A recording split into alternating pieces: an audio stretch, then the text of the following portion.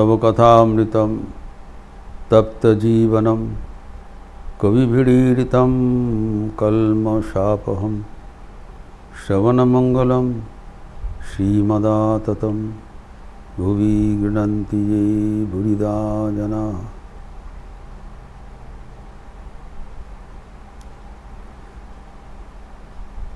श्री श्री ठाकुर के साथ परलोक के विषय में चर्चा हो रहा था।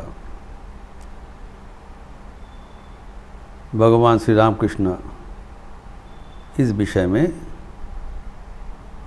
द्व्यर्थहीन भाषा में निर्णय दे रहे हैं, क्या होता है और इसके लिए हमें क्या करनीय है। नंद बसु के भवन में भक्तगण के बीच संलाप हो रहे हैं।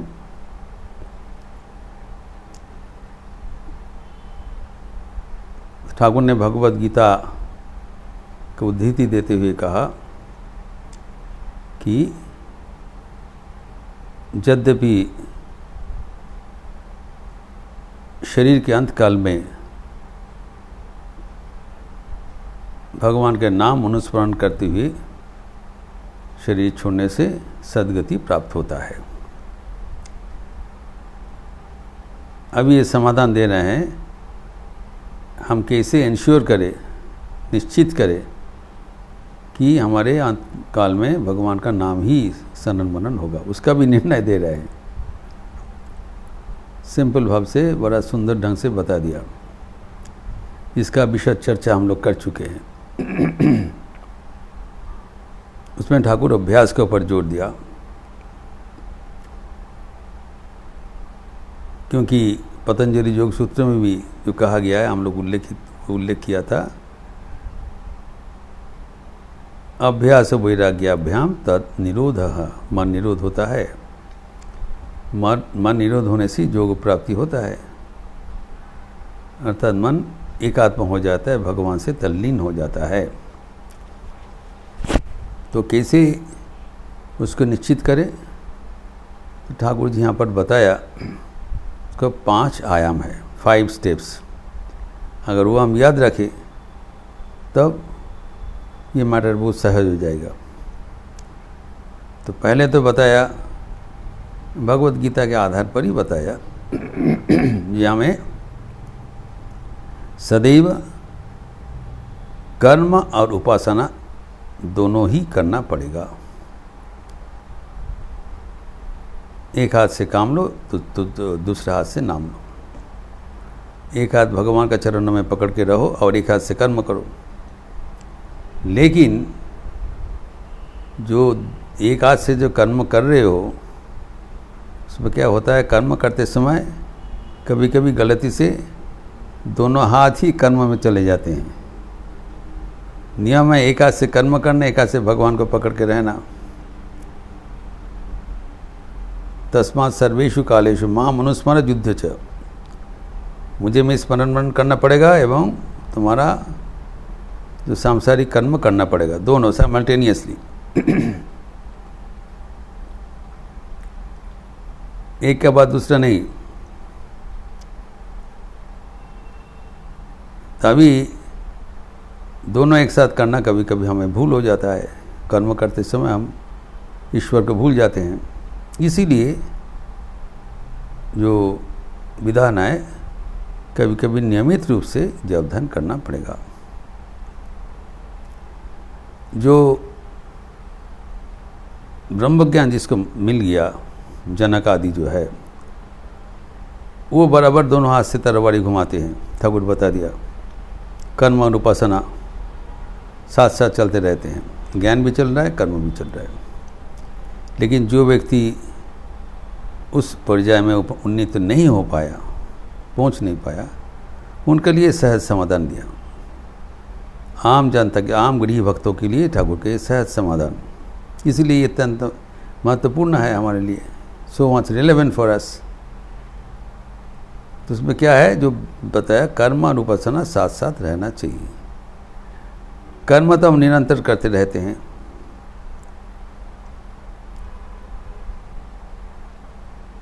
तो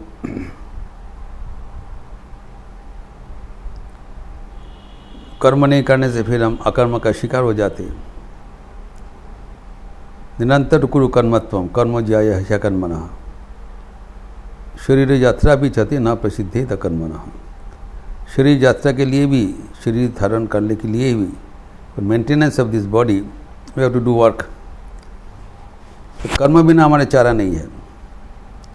this is no one who can live without work. Maintenance of body and household is also work. श्वास प्रश्वास भी कर्म का क्रिया है। तो कर्म तो हम करेंगे, लेकिन कर्म के साथ साथ उपासना कैसे हम निश्चित करें, उसके लिए ठाकुर ने बताया जो सुबह शाम बैठना पड़ेगा, ये द्वितीय बात है। तो जब ध्यान, प्रार्थना, पूजा इत्यादि करना पड़ेगा, फर्स्ट थिंग है we have to integrate that in our life. उसको डीलिंग कर देने से गड़बड़ हो जाएगा। माँ बारंबार बताया, बाबा बौशा छिड़ना वही नौकर हाल। नाव का जो हाल होता है, नाव का जो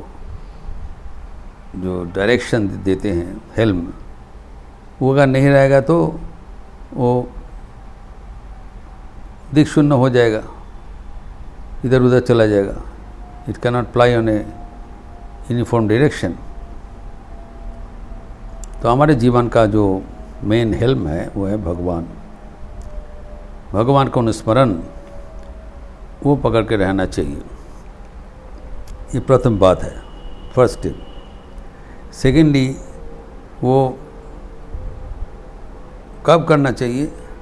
2 टाइम बताए minimum twice in 24 hours. 12 hourly session जो है, सुबह शाम, दिन रात 2 वाला करना पड़ेगा। जो गुरु बता दिया हम लोग सबका गुरु बता दिया, 2 बार करना पड़ेगा मिनिमम। तो हुआ। फिर तीसरा क्या बताया कि ये निरंतर करना पड़ेगा। 2 दिन किया, 4 दिन नहीं किया, इसे करने चलेगा नहीं। सतु दीर्घ काल हो, जिसको अभ्यास कहलाता है। तत्र स्थितो जत्नोभ्यासः, पतंजलि योग शास्त्र कहते हैं कि मन को स्थिति करने के लिए, स्थिर करने के लिए यत्नपूर्वक अभ्यास करना चाहिए। अभ्यास मोस्ट इम्पॉर्टेंट, प्रैक्टिस। जो बिना प्रैक्टिस हम आगे नहीं बढ़ पाते। सब जगह में देखते हैं, एक खिलवाड़ भी नेट प्रैक्टिस करना पड़ता है, जो कलाकारगण उसको रिवाज करना पड़ता है, जो छात्रगण का प्रैक्टिस करना पड़ता है, सब जगह में। तो अभ्यास बहुत ज़रूरी है। तो अभ्यास करने का तरीका है, जिसे बताया आध्यात्मिक जीवन में सुबह शाम मिनिमम, उसके बाद निरंतर 2 दिन किया, 4 दिन, ऐसी नहीं है। Regular, periodic, regular. तीसरा बात है कितना दिन करेंगे? दीर्घकाल। कब तक किया जाए? जब तक तुम्हारा मन दृढ़ नहीं होता है, दृढ़ भूमि ही पक्का नहीं होता है। और वो सहज समाधान मैंने बताया, जैसे कि पूजनीय महाराज बताया, कि जब तक मन में आनंद नहीं मिलता है। भगवान ही आनंद का स्रोत है, वो भीतर में विराजमान है। जब ये करते करते भगवान को स्पर्श मिल जाता है, we become close to God, तो भगवान का आनंद हमें महसूस होता है। We feel the joy of God. तब और चिंतन नहीं है, तो अपने आप होते रहेंगे। तब और ज़बरदस्ती करके एज ए रिचुअल रूटीन नहीं करना पड़ेगा। It become spontaneous. तो निरंतर है और दीर्घकाल है। उपासना करना पड़ेगा और वो 2 टाइम करना पड़ेगा, रेगुलर करना पड़ेगा, दीर्घकाल करना पड़ेगा। और एक चीज़ है जो सत्कार आसेवितो, सतु दीर्घकाल नैरंतेन सत्कार आसेवितो दृढ़भूमि, अर्थात जत्न सहकार, प्यार से, बगैर ठल्ला को लह बना, नॉट लाइक ए रिचुअल। गुरु बता दिया करना पड़ेगा, ठीक है, किसी हालत से बैठ के ये 108 बार कि जो भी शंका करना है पूर्ण करके उठ गया, ऐसे नहीं है। इसमें लगन से, प्यार से करना पड़ेगा, आंतरिकता से। जब भगवान को पकड़ना है आंतरिकता से पूछना है, because we are trying to be in touch with the divine.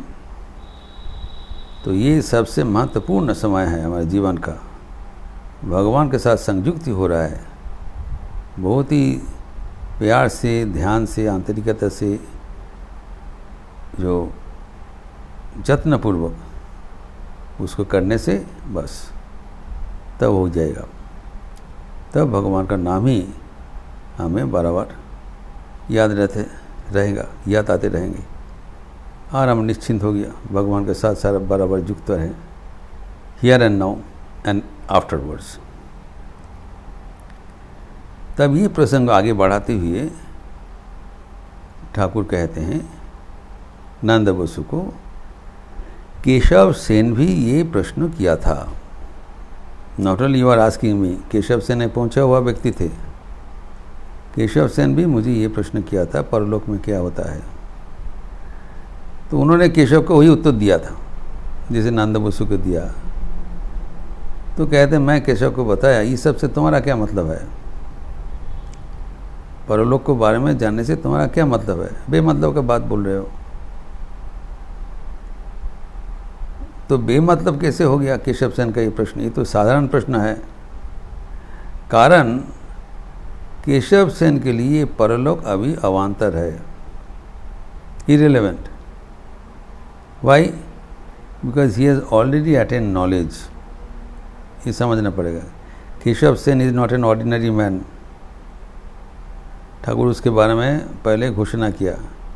जब बेलघोरिया में जब केशव सेन उनको संग पांगों के ध्यान कर रहे थे बगीचा में, ठाकुर गए थे उनको देखने के लिए।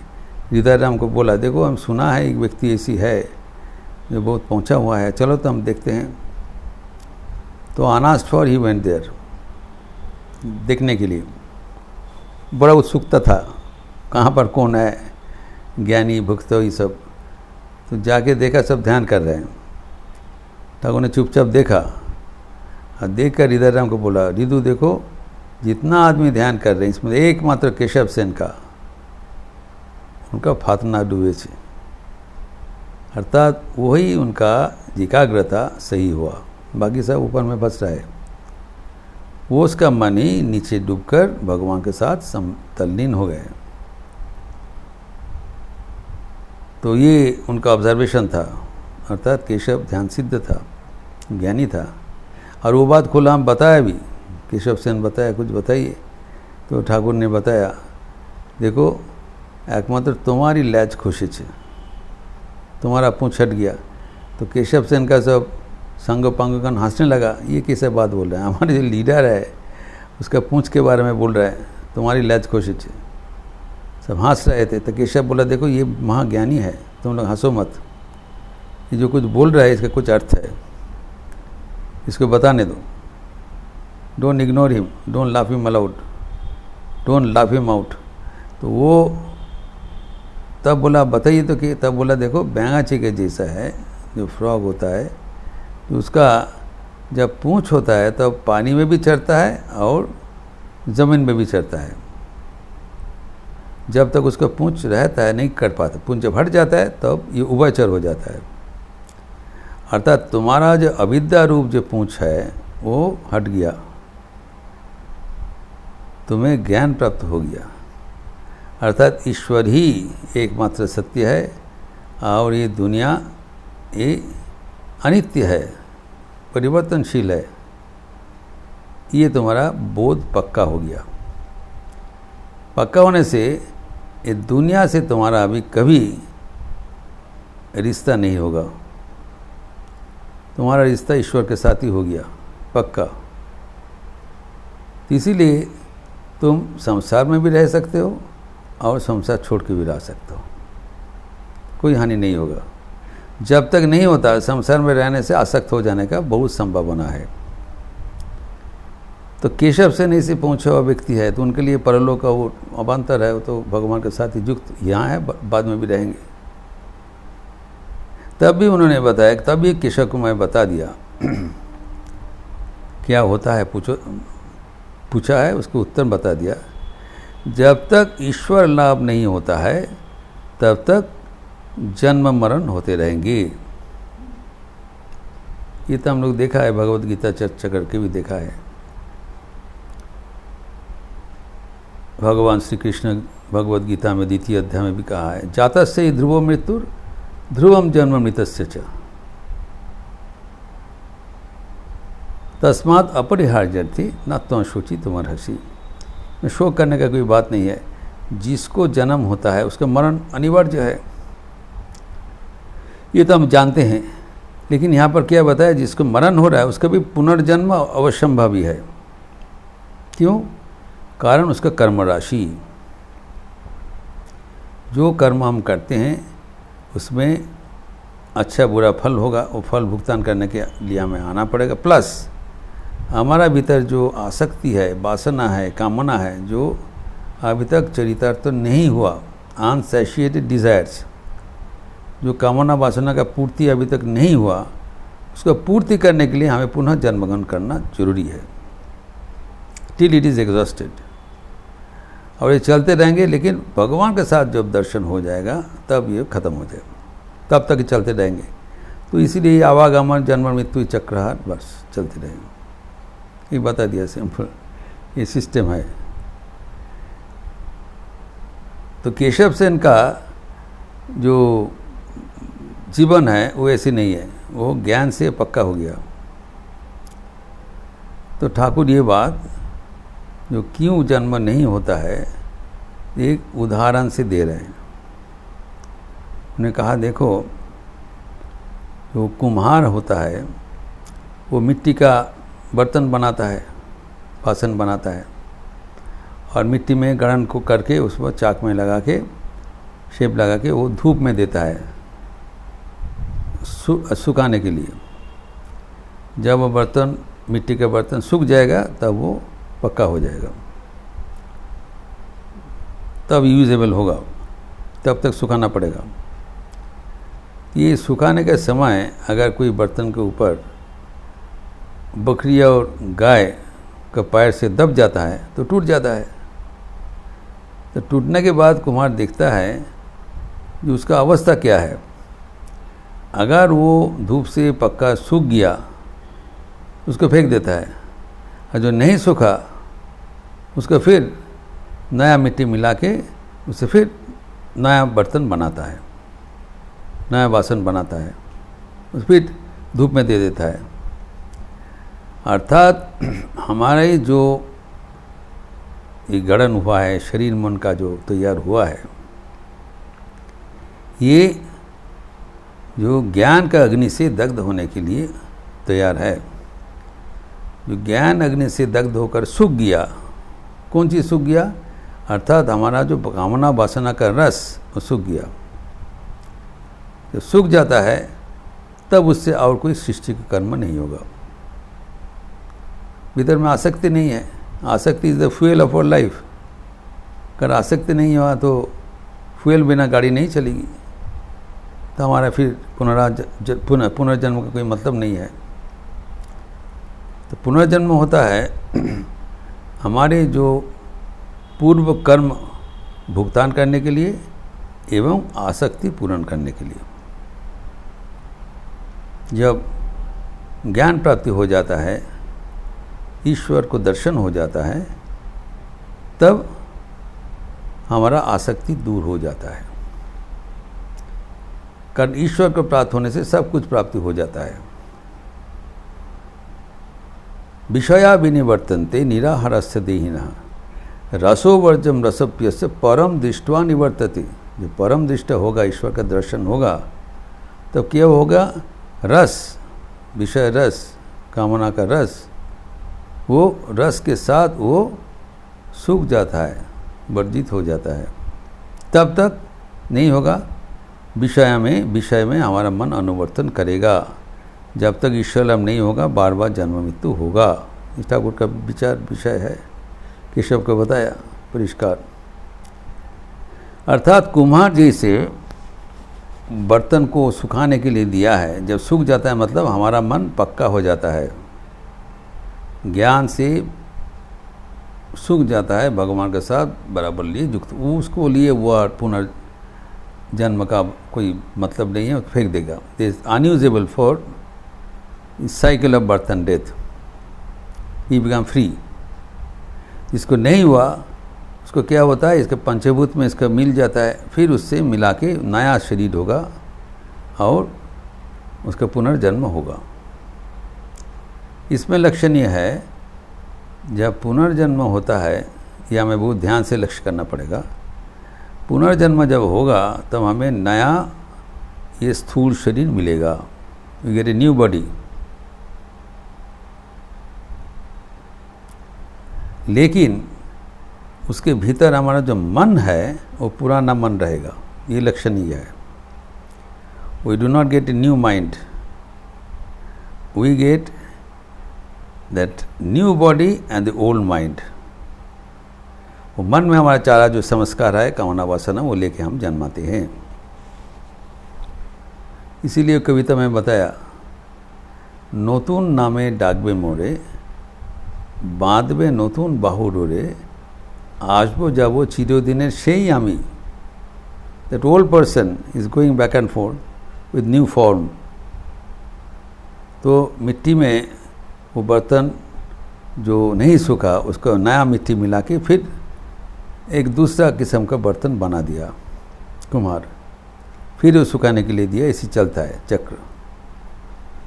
तो अभी यहाँ पर एक प्रश्न रह जाता है, जब ईश्वर का दर्शन हुआ तब तो आसक्ति चला गया, सूख गया, लेकिन उसका कर्म राशि का क्या होगा? जो पाप पुण्य इतना जन्म जन्मांतर का जो कर्म राशि है, till the point of the realisation, till the point of dawning of knowledge, ब्रह्म ज्ञान जब हुआ, तब तक जितना कर्म राशि उनका अभी स्टोर में है, वो अकाउंट कौन क्लोज करेगा? इसका समाधान भी भगवत गीता में देते हैं भगवान 4th चैप्टर में। जथई धांसी समित भोगनी भस्मसात कुरुति, ज्ञानाग्नि सर्वकर्माणि भस्मसात कुरुति तथा। जथई धांसी समित भोगनी भस्मसात कुरुति यथा। जैसे जो एधांसी अर्थात काष्ठ राशि, फ्यूएल लकड़ियाँ, समित भोगनी प्रज्वलित अग्नि, ज्ञान अग्नि, प्रज्वलित अग्नि से एक बार आग जब जलेगा तो उसमें क्या होता है, आग में जितना हम लकड़ी और फ्यूल अगर देता है, क्या होता है, वो जल जाता है, जल के खाक हो जाता है, कुछ बचता नहीं। वैसे ही जब हमारे भीतर ज्ञानाग्नि जब प्रवेश होता है, ज्ञानाग्नि सर्वकर्माणि दग्धते, तो हमारे जितने कर्म राशि है वो भी दग्ध हो जाता है, ख़त्म हो जाता है, जल के खाक हो जाता है, उसमें कुछ बचता नहीं। ठाकुर कहते हैं, मानो तुम्हारा, ये प्रश्न ठाकुर को भी कहा गया है, हमारे कर्म राशि का क्या होगा? तो ठाकुर ने बताया, देखो ये मानो एक रुई का पहाड़, तुलोर पहाड़, रुई का अगर पहाड़ होगा, पर्वत होगा, उसमें एक आग जला दो, क्या होगा? रुई का पर्वत जल के खाक हो जाएगा, कुछ नहीं रहेगा, वैनिश्ड। वैसे ही हमारे सर्व कर्म राशि उसका फल सहित वो जल जाता है। तो अगर हमारा कर्म नहीं बचा, कर्म फल नहीं बचा, तो हम किस आधार से हम जन्म ग्रहण करेंगे? What for? कोई तो उसका कोई कारण नहीं होगा, तब वो मुक्त हो जाता है। तो उसके लिए परलोक कोई माने नहीं लगता है। For him he has transcended ये लोग परलोक का बंदोबस्त, is ever connected with God. तो ये ठाकुर का आश्चर्य समाधान है कि जो कि हमारे लिए करणीय है, हम सही ढंग से आंतरिक होकर भगवान को अगर प्रार्थना करते रहें और नियमित रूप से, slow but steady wins the race, हड़बड़ करने से नहीं होगा, नियमित रूप से आंतरिक भगवान को पुकारते रहे, सुबह शाम निरंतर दीर्घकाल, और सत्कार आसीवित हो, जत्न सहकार, प्यार से, आंतरिकता से, व्याकुलता से अगर हम भगवान को पुकारते रहें, भगवान अवश्य हमें कृपा करके धन्य कर देंगे। ये परलोक का बारे में ठाकुर का ये उपसंहार है। फिर आगे इस चर्चा दूसरा कोई होगा वो हम अगले दिन देखेंगे। ओम शांति शांति शांति। हरि ओम तत्सत। श्री राम कृष्णार्पणमस्तु। अच्छे रहिए, स्वस्थ रहिए, आनंद में रहिए। नमस्कार।